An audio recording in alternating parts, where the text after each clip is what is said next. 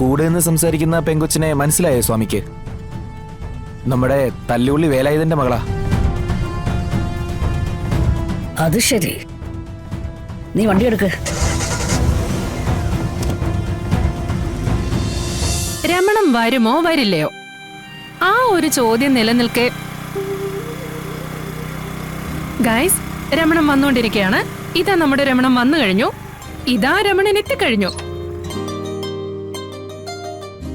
രമണനോ? അതിനിടയ്ക്ക് എന്റെ പേര് മാറ്റിയോ? ഇത് ചന്ദ്രികയാവുമ്പോ സ്വാഭാവികമായും ഇത് രമണനാവുമല്ലോ. കൂട്ടുകാരി കൊള്ളാലോ. ഞാൻ പറഞ്ഞില്ലേ ഏട്ടൻ എന്നെ ഒരു വീട്ടിൽ കൊണ്ടാക്കിയിരിക്കുവാണെന്ന്. ആ വീട്ടിൽ എനിക്ക് കിട്ടിയ കൂട്ടായത്. പേര് റാണി. ഹായ് റാണി.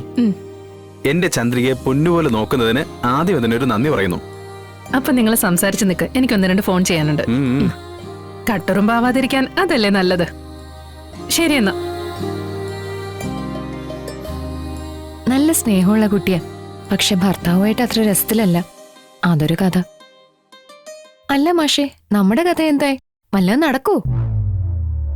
അച്ഛന്റെ കണ്ണി പെടാതെ അധിക ദിവസമൊന്നും എനിക്കിവിടെ പിടിച്ചേക്കാനാവില്ല. എന്താ നിന്റെ ഏട്ടനെ പോലെ നിനക്കും എന്നെ സംശയമുണ്ടോ ഞാൻ കൈവിടൂന്ന്? ഏട്ടൻ അങ്ങനെ വല്ലതും പറഞ്ഞോ? പറഞ്ഞോന്നോ? വന്നെന്നെ ശരിക്കും പേടിപ്പിച്ചു കളഞ്ഞു. ഏട്ടന്റെ ഒരു രീതി അതാ, സോഫ്റ്റ് ആയിട്ടൊന്നും പറയാൻ അറിയത്തില്ല.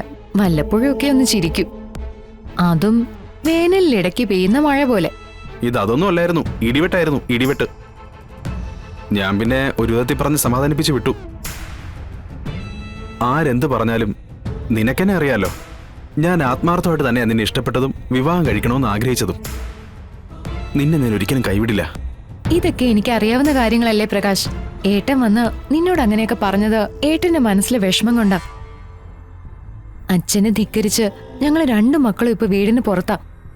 അതൊക്കെ എന്റെ ഈ വിവാഹത്തിന്റെ പേരിലല്ലേ. അതുകൊണ്ടുള്ളൊരു ടെൻഷൻ ഏട്ടനും ഉണ്ടാവുമല്ലോ. നമ്മുടെ വിവാഹം കഴിഞ്ഞ മനസമാധാനത്തോടെ ഇവിടെ നമുക്ക് ജീവിക്കാൻ പറ്റുമെന്ന് നിനക്ക് തോന്നുന്നുണ്ടോ? നിന്റെ അച്ഛൻ അതിന് സമ്മതിക്കോ? ഒരിക്കലുമില്ല. വടിയും വടിവാളും ഗുണ്ടകളുമായി അങ്ങേര് നമ്മൾ എവിടെ താമസിച്ചാലും നമ്മുടെ വീട്ടുമുറ്റത്തുണ്ടാവും. അതിന് നീ എന്താ ഈ പറഞ്ഞു വരുന്നത്? കല്യാണം കഴിഞ്ഞ കേരളത്തിൽ നമുക്ക് നിൽക്കണ്ട. തമിഴ്നാട്ടിലുള്ളൊരു ഹോസ്പിറ്റലിലോട്ട് ഞാൻ ജോലിക്ക് ശ്രമിക്കുന്നുണ്ട്. മധുരയിലുള്ള ഒരു ട്രിനിറ്റി ഹോസ്പിറ്റൽ. എന്റെ 1-2 സുഹൃത്തുക്കൾ അവിടെ വർക്ക് ചെയ്യുന്നുണ്ട്. അവിടെ കിട്ടിയാ നമുക്ക് അവിടേക്ക് പോവാം. അവിടെ ആയാൽ നിന്റെ അച്ഛന്റെ ഒരു ഗുണ്ടായിസോ നടക്കില്ല. ചന്ദ്രേ, കഴിഞ്ഞില്ലേ സംസാരം?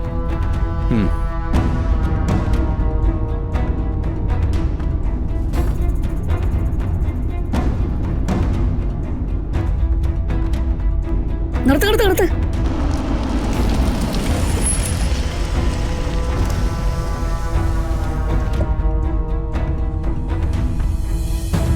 ചന്ദ്രക്കുഞ്ഞല്ലേ നിൽക്കുന്നേ?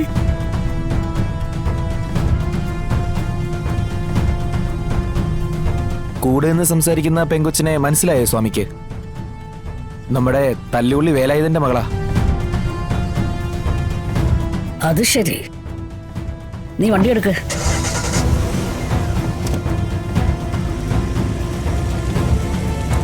അതെ, അധിക സമയം ഇവിടെ ഇങ്ങനെ നിൽക്കാൻ പറ്റില്ല. പെട്ടെന്ന് തിരിച്ചുകൊണ്ട് ചെല്ലണമെന്ന ഓർഡർ. ഞങ്ങളെന്നാ പൊയ്ക്കോട്ടെ. നമുക്ക് പെട്ടെന്ന് തന്നെ പോവാം. പ്രകാശ് ഉടനെ എന്തെങ്കിലും ചെയ്യണം, ഇല്ലെങ്കിൽ അച്ഛൻ വന്ന് എന്നെ പിടിച്ചോണ്ട് പോവും.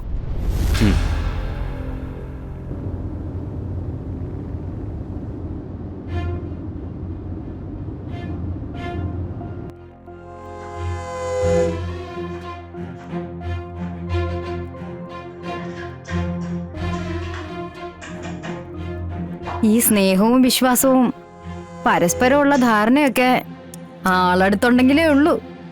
എത്ര വലിയ സ്നേഹമാണെങ്കിലും ഭർത്താവ് ഒന്ന് മാറി നിന്ന് നോക്കട്ടെ, അപ്പ കാണാ ചില ഭാര്യമാരുടെ ലീലാവിലാസങ്ങള്. നീ ഇത് ആരുടെ കാര്യ പറയുന്നേ? ആ, ഭർത്താവ് ഗൾഫില്, പിന്നൊരു മോനുണ്ട്. ഭാര്യ കാമുകന്റെ കൂടെ ഒളിച്ചോടിയെന്നൊരു വാർത്ത കണ്ടു. അതിപ്പോ ഇവിടെ പറയാൻ കാരണം? അല്ല, പൊന്നാണ് പഞ്ചാരയാണെന്നൊക്കെ പറയുന്നവരുടെ തനിനിറ ഇതാണെന്ന് പറയുമായിരുന്നേ. നീ വളഞ്ഞു കിടന്ന് മൂക്കെ പിടിക്കാൻ നോക്കണ്ട. നീ എന്താണ് പറഞ്ഞു വരുന്നതെന്ന് എനിക്കറിയാം. ആരെ ഉദ്ദേശിച്ച പറഞ്ഞതെന്നും അറിയാം. അറിയാലോ. അപ്പൊ എനിക്ക് അമ്മയോട് ചോദിക്കാലോ, ഈ കാണിക്കുന്നൊക്കെ ശരിയാണോന്ന്? എടി നിനക്ക് എന്താ നിന്റെ പ്രശ്നം? നീ ആദ്യം അത് പറ. വെഡിങ് ആനിവേഴ്സറിയുടെ പേരിലെ കുഞ്ഞേച്ചി ഈ കാണിച്ചു കൂട്ടുന്ന കോപ്രായങ്ങളെ കുടുംബമായിട്ട് താമസിക്കുന്നവർക്ക് ചേർന്നതാണോ? ഓ, ഭർത്താവ് ജീവിച്ചിരിപ്പുണ്ടോ ഇല്ലയോന്നറിയാതെ വെറും ഒരു ഡ്രൈവറെ, അതും ഒരു ഭൂലോക റൗഡിയെ വിവാഹം ചെയ്യുന്നത് പോലെ അഭിനയിക്കുക. അമ്മ ഇത് ആരോടെങ്കിലും പറയാൻ പറ്റുന്ന കാര്യമാണോ? കളക്ടറാണെന്നും പറഞ്ഞ് എന്ത് കാണിക്കാന്നാണോ? എടി ഇതൊക്കെ ശാലിനിക്ക് ഇഷ്ടമുണ്ടായിട്ട് ചെയ്യുന്നതാണോ? അവളുടെ അവസ്ഥ ഇതായി പോയില്ലേ? രാഘവേട്ടന്റെ അസുഖത്തിന്റെ ഭാഗമായിട്ട് എല്ലാരും കൂടി അറിഞ്ഞുകൊണ്ടൊരു നാടകം, അത്ര മാത്രമായിട്ട് അതിനെ കണ്ടാ മതി. കൂടുതൽ വേണ്ടാത്ത അർത്ഥങ്ങൾ കൊടുത്ത് നീ അതിനെ മോശപ്പെട്ട സംഭവമാക്കി ഒന്ന് മാറ്റണ്ട. ഓ അത് ശരി, ഇപ്പൊ എനിക്കായ കുറ്റം. ചെയ്യുന്നവരും ചെയ്യിക്കുന്നവരും ഒക്കെ നിരപരാധികള്, തെറ്റ് ചൂണ്ടിക്കാണിക്കുന്നവരും മോശക്കാരിയായല്ലേ? അല്ലെങ്കിലും എനിക്കറിയാം ഇതൊക്കെ ഇങ്ങനെ വരൂന്ന്. എന്ത് മാനം പോകുന്ന പണി കാണിച്ചാലും അമ്മ കുഞ്ഞേച്ചിയെ സപ്പോർട്ട് ചെയ്തല്ലേ പറയൂ. അതിന് കാരണമുണ്ട്. ശാലിനിക്ക് നിന്റെ മനസ്സിന്റെ അത്രയും കുശുമ്പും കുന്നായ്മയില്ല. അവൾ അന്നും ഇന്നും എന്നും വിഷ്ണുവിനെ മാത്രമേ സ്നേഹിച്ചിട്ടുള്ളൂ. അവളുടെ ലോകത്തെന്നും വിഷ്ണു മാത്രമേ ഉള്ളൂ. അത് ശരിക്കറിയാവുന്നത് കൊണ്ടാ ഞാൻ അവളെ സപ്പോർട്ട് ചെയ്യുന്നതും അവക്ക് വേണ്ടി വാദിക്കുന്നതും. പിന്നെ ശിവനുമായിട്ടുള്ള വിവാഹ വാർഷികത്തിന്റെ കാര്യം, ഈ സിനിമയിലും നാടകത്തിലൊക്കെ ഇതുപോലെ എത്രയോ സന്ദർഭങ്ങൾ ഉണ്ടായിട്ടുണ്ട്. അതൊക്കെ അഭിനയമാണെന്ന് കരുതി അങ്ങ് വിട്ടുകളയല്ലേ ചെയ്യുന്നത്, അല്ലാതെ അതിന്റെ പേരിൽ കുടുംബം തകർത്ത് കളയാ. ഇപ്പൊ എല്ലാം എനിക്ക് മനസ്സിലായി. ഇനി ഇതിനൊരു വിശദീകരണം അമ്മ തരുകയും വേണ്ട. ഈ കള്ളക്കളികളെല്ലാം നടത്തുന്നത് അമ്മയുടെ സമ്മതത്തോടു കൂടി തന്നെ അല്ലേ? അതേടി, അതെ. അതിനിപ്പോ എന്തോ കുഴപ്പം? ശിവന്റെ കൂടെ ഒരു ഫോട്ടോ എടുത്താലോ ഒന്നിച്ചിരുന്ന് ഭക്ഷണം കഴിച്ചാലോ എന്റെ മകളുടെ മാനം ഒന്നും ഇടിഞ്ഞു പോകില്ലെന്ന് എനിക്ക് നല്ല ഉറപ്പുണ്ട്. കാരണം അവളെ എനിക്കറിയാം, അവളുടെ മനസ്സ് എനിക്കറിയാം, അവളുടെ ചിന്തകളും എനിക്കറിയാം. ഒരു മകളെ കുറിച്ച് ഇത്രയും വ്യക്തതയുള്ള ഒരു അമ്മയ്ക്ക് അവളെ സംശയിക്കേണ്ട കാര്യമൊന്നുമില്ല. നീ ആ ഫോണിങ് എടുത്തേ. ഓ കുഞ്ഞേച്ചിയാ, 100 ആയിസ. ഇങ്ങോട്ട് താടി ഇങ്ങോട്ട്. ആ മോളെ ശാലിനി, എന്തായുടെ കാര്യങ്ങള്? ഈശ്വരൻ കാത്തു അമ്മ. വെഡിങ് ആനിവേഴ്സറി ആഘോഷമൊന്നും നടന്നില്ല. ഹോ എന്റെ ഭഗവാനെ, എന്റെ പൊന്നു മോളെ, നീ തന്നെ ജയിച്ചു. ഞാൻ നേരാത്ത വഴിപാടുകളില്ല. നിന്റെ ടെൻഷൻ മാറിയല്ലോ.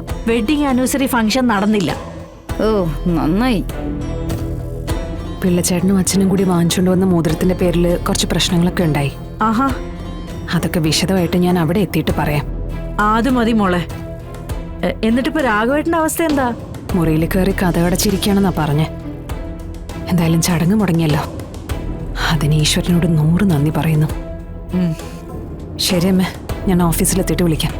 ശരിടി.